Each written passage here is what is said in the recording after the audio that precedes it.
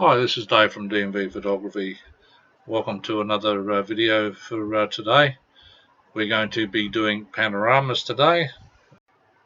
Now, to give you a bit of an idea how we're going to do some panoramas, at the moment we can't go out anywhere because we're on this isolation thing because of this COVID-19. However, I just have to show you things inside my room. Okay, so when we're doing a panorama, a couple of little settings we need to know about.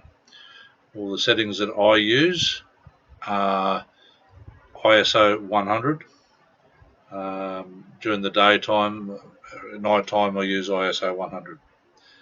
During the daytime I usually shoot around about 350. That's 3/50th of a second. So and then the f-stop is around about f11 or f14, somewhere around there. Now when I do panoramas, I do the by 50, so I overlap by 50. The reason I do overlap by 50 is it is a lot easier for me to blend. Remembering that I'm doing it straight off a tripod, so like this one here that I've got here set up, doing it off a tripod. The parallax is going to be completely different. If you want to know about the parallax and that, I would suggest that you go to YouTube. Now the reason I say 50 by 50 or half is because when I do thirds, if you go around and do panorama with thirds, you can get a bit of a mistake in your panorama. It will show up when you put it all together, stitch it all together. And what happens is that you might say, okay, you do a marina shot where you got a lot of power or sailboats. So you do your panoramas, and then all of a sudden later on when you go to put it together, the masks don't line up. They're slightly off, so you've got a bit of a gap. The other thing I also make sure when you're doing a panorama, if you've got people moving around, you don't follow those people. You wait until they get out of the scene, and then you move your camera across. Now the reason being is you get the same person throughout your shot in your panorama. It happened to me once, and what I found is I had the original person coming down the walkway, and when I finished the panorama, that same person was on the other side of the screen, but was missing half a leg. So it doesn't look good. So, but you can edit it out. But that's the thing what can happen in a panorama. Now with my panorama, now all I do is I look in through the eyepiece here, and I line up where I take my first shot. Then I go through and then halve that again, so I'll go halfway. So I'll turn the camera, there's 50 or half, so I'm taking half the shot that I've just taken again, and just keep going, just click, just keep clicking as I move the camera around, and then to go down to the next row, I just simply where I am, I'll just undo that a bit so I can demonstrate here. So then I take the camera down, so remembering by halves. So I go halfway down, so I've got half the shot that I previously took on the next row, lock it down, and then away you go again. So you can just move your camera around, so you're doing half shots. Okay, and it all should come together very, very nicely. Now when I'm doing panoramas at night time, I do slow my shutter speeds down. I do go down to 15 seconds. Same ISO 100. This time I do 15 seconds, but then I put my f-stop to around about 16 or 13. Do a test shot. This is at night time. Do a test shot. If 15 seconds is too long, take it down a little bit. You have a look at your f-stop. Have a look through your camera. Yes, the LED will come up pretty bright, and then when you go to put it on your computer, you'll see what happens. I find I tend to take panoramas in what they call JPEG. So take it out of RAW, because RAW is a pretty big file. Most domestic computers won't really handle doing RAW.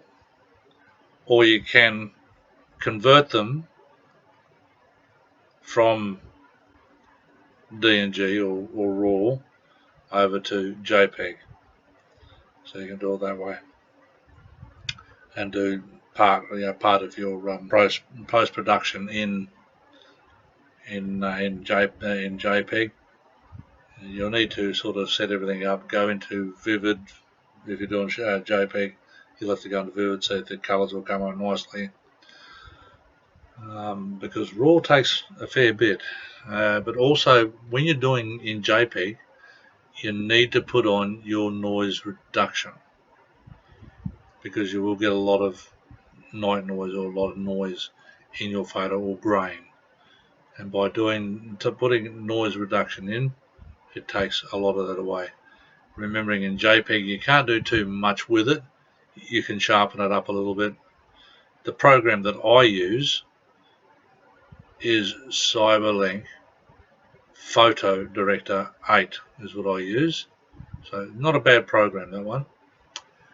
You can use, obviously a lot of people go by Lightroom, all that, Photoshop, but I use Cyberlink Photo Director 8 is what I use. Also with your panoramas, I've done one there. It was 111 shot handheld panorama. That one was done at Binnaburra, up at in Queensland, up just past Beachmont, up on the hinterlands. That was 111 shot. Now, I did that one off the hang gliding launch pad, and it was overlooking the valley, and then I could see Mount Warning in the background. So it turned out quite good. I'll find that and I will put it up on this video. Okay, so that's what happens with that one there. I've got a couple of other ones. I've got some of Perisher and the snow and all that sort of stuff. So I'll put them on there, so you have a bit of a look on what I've done in my panoramas.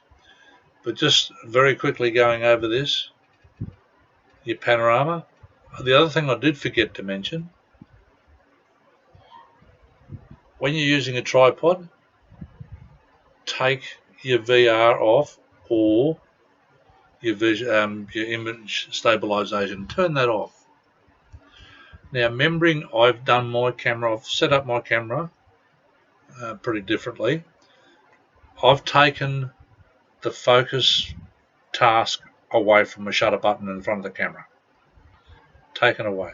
So I can hold the button halfway down, will not adjust my focus. I do all my focus, what they call back focus, from the back of the camera. In a panorama, you set that to single shot, not continuous focusing. So you do it in single shot. So that way you push that to get everything back in focus again. That's the easiest way for me to do it. Have fun with it. Give it a try. Now, if I've missed something, again, go to YouTube. Okay, and they will give you a bit of an idea. They'll give you more of an idea. They'll be able to explain to a lot more. I'm trying to do this off my computer, so the camera's not the best. But my setup again is all to get you started in photography. This is what this is all about, just to get you started in photography. I love photography. I hope you do.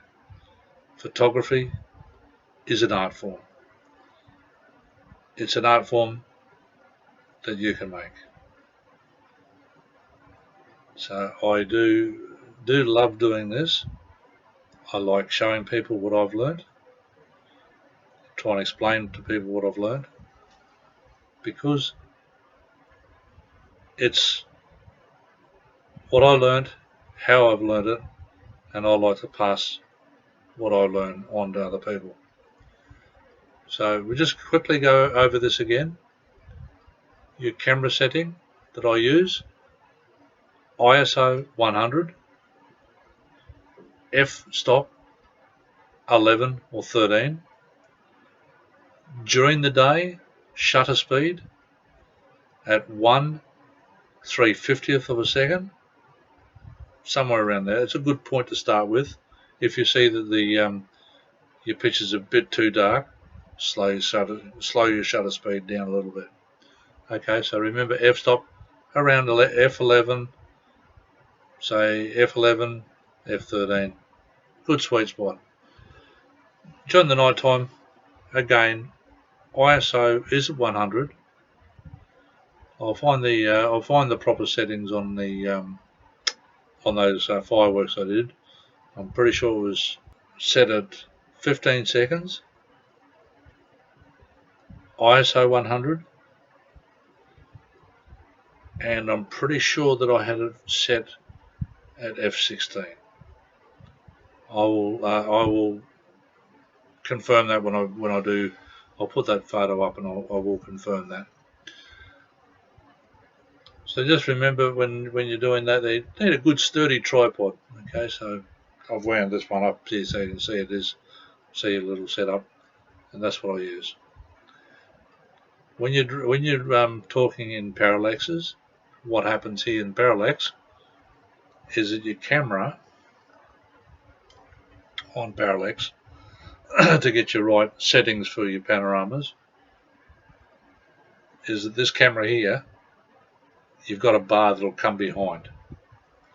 So this camera then will slide or move it, so we'll give you a bit of an idea. So I've taken to get my parallax. Now we're talking about parallaxes here to get your panorama really, really good, really top-notch panoramas. So you're moving your camera back, so to get your lens halfway over the tripod like that. So when you're using your tripod, this will then seem to pivot on your tripod. Alright, but it's not. Your whole camera's going around like that, obviously. But because of the lens will look like it's sitting there. So when you do the panorama, it looks like it's turning on the middle of the tripod, and that is your parallax. That's what we mean by parallax. And the other thing too with the parallax, to give you an idea with the parallax, what they're talking about when you're talking about parallaxes is that if you get two objects, let's see if I can find something. This will give you a bit of an idea. So I'll get two pens out of here, and we're going to explain a parallax. Okay, normally with when you're doing a panorama, when you're doing a shoot, now you see these pens. So when you do the shoot and you move, it seems that when you move the lens around on the camera, it will seem to do this trick. That's a parallax. So it moves. So when you're doing your panorama, you're looking at that piece that you've got your central focus on will tend to move. It'll look like it's moving. So when you put your panoramas together, so if you're doing, say, a harbour, so you've got, say, a mast, all right, so a boat's mast. This will give you a bit of an idea. So you've got a boat mast. You're doing it in thirds. you've got it set up the way it is on the tripod here, not the parallax, but if you've got it set up on the tripod, your mask will look probably something like that. Okay, so I'll just put my hand up there. It will sort of look like that. So one part of the mask is there, and the other one, it'll sort of be looking like that. Okay, so on your panoramas. So instead of the mask looking like that, that's with the parallax. Okay, so we're talking with a parallax here. So a parallax, perfect parallax. When you do a panorama, the mask should look like that. Okay, so that's what it should look like. One straight line, just like that. So that's where your parallax comes important when you're doing this sort of trick. So when you're moving your camera around, so that becomes like that. So you should, when you move your hand around, that'll stay in line. That is a good parallax, meaning that'll be perfectly lined up, and you won't get that sort of effect in your panoramas. That's basically what we're talking by parallax. Okay, so that's a different setting on that there.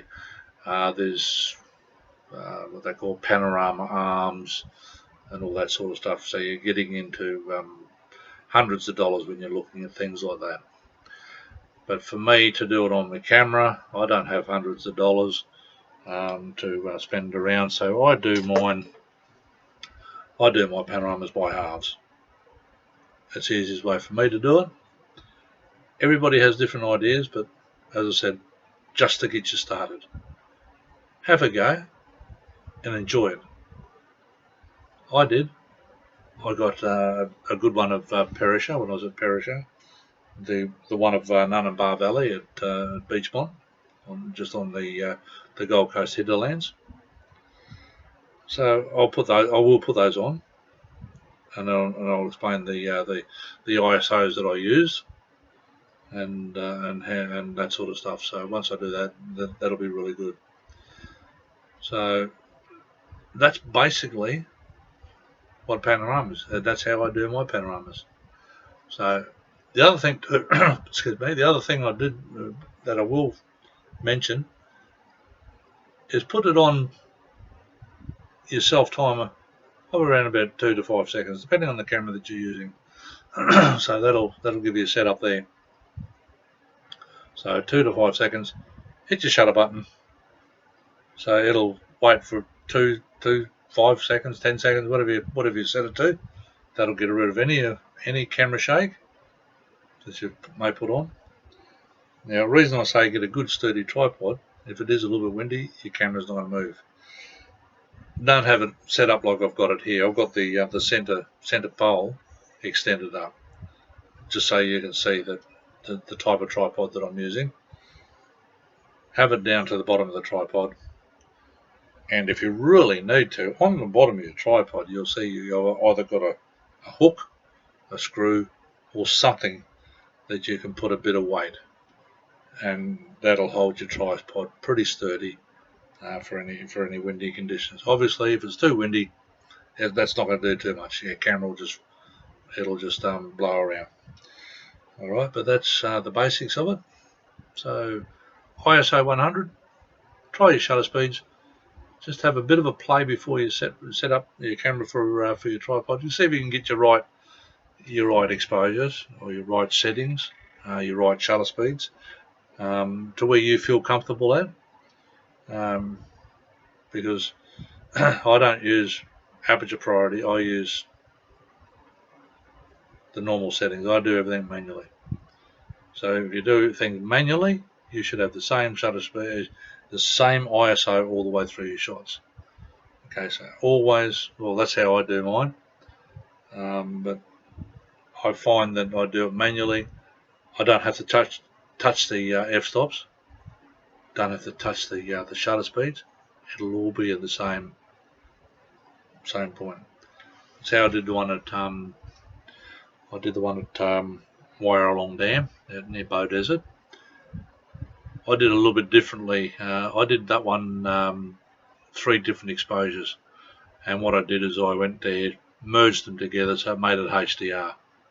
That's another one we'll go through later, but I did do that one in HDR, panorama shot of an area at Wyalong Dam, and I found that that one it turned out quite okay. Again, I didn't use a tripod setup, which I should have done, but I didn't do because of what was happening out there. I couldn't use a tripod, so I just had to do it by hand. So that's about the episode for today.